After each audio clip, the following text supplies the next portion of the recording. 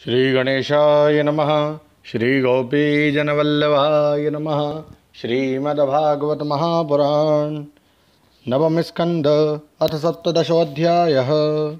छत्रवृद्ध, रजी आदि राजाओं के वंश का वर्णन। श्री सुखदेव जी कहते हैं, परीक्षित, राजेंद्र पुरुरवा का एक पुत्र था आयु। उसके 5 लड़के हुए, नहुष, छत्रवृद्ध, रजी, शक्तिशाली रंभ और अनेना। सब छत्रवृद्ध का वंश सुनो। छत्रवृद्ध के पुत्र थे सुहोत्र। सुहोत्र के 3 पुत्र हुए, काश्य, कुश और गृत्समद। गृत्समद का पुत्र हुआ शुनक।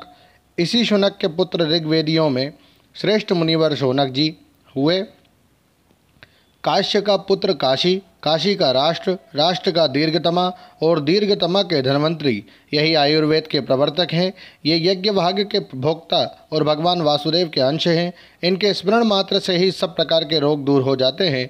धन्वंतरी का पुत्र हुआ केतुमान और केतुमान का भीमरथ, भीमरथ का दिवोदास और दिवोदास का द्युमान, जिसका एक नाम प्रतर्दन भी है।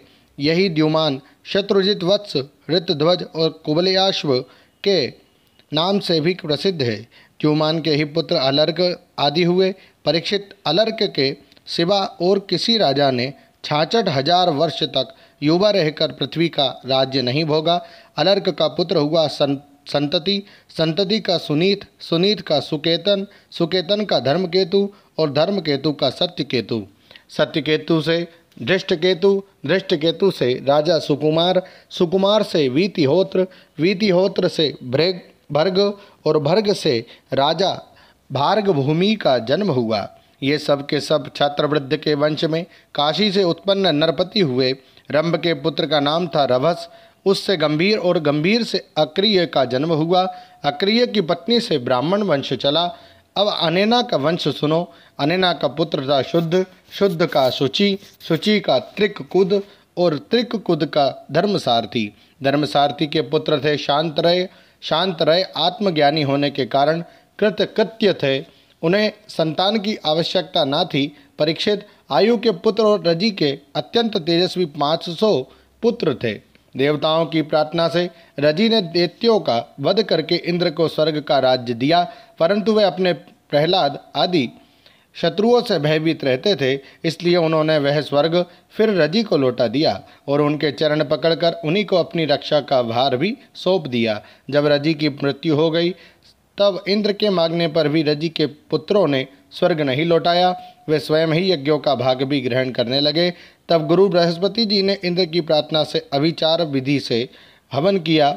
इससे वे धर्म के मार्ग से भ्रष्ट हो गए। तब इंद्र ने अनायास ही उन सब रजी के पुत्रों को मार डाला। उनमें से कोई भी ना बचा। छत्रवृद्ध के पौत्र कुश से प्रति, प्रति से संजय और संजय से जय का जन्म हुआ।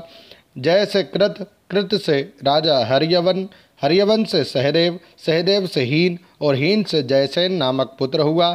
जयसेन का संकृति, संकृति का पुत्र हुआ महारथी। वीर शिरोमणि जय।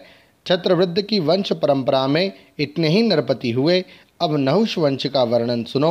ओम नमो भगवते वासुदेवाय। श्रीमद्भागवते महापुराणे पारमहंस्यां संहितायां नवम स्कंधे चंद्रवंशानुवर्णने सप्तदशोऽध्यायः। श्री राधा कृष्णार्पणमस्तु।